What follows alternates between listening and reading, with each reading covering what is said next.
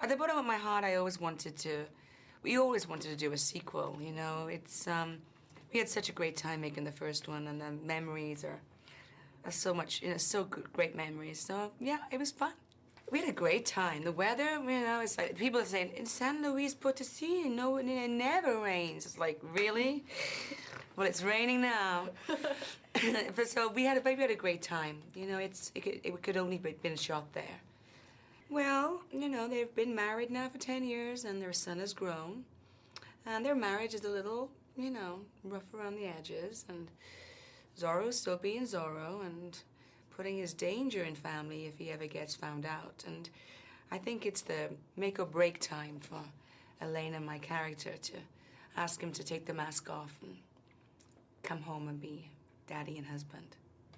She gets involved with Alman without giving too much of the story away. She's an old friend from school back in Europe, and she has to get involved with him to be able to find out some information so that her husband's identity can be kept secret.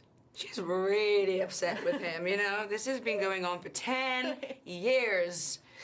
Goodness me, listen, man. So I think she always has a place in her heart for Alejandro.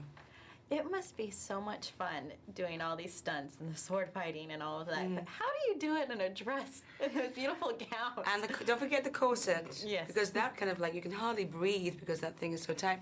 That was the biggest kind of challenge for me, to be able to do all that stuff in my corset and my dress. Mm-hmm.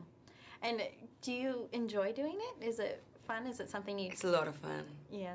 I mean, it's physically demanding when we shot it because there's so many different angles to do, and it's, by the end of the day, you're just spent. Mm-hmm. But it's a lot of fun. It's a great workout.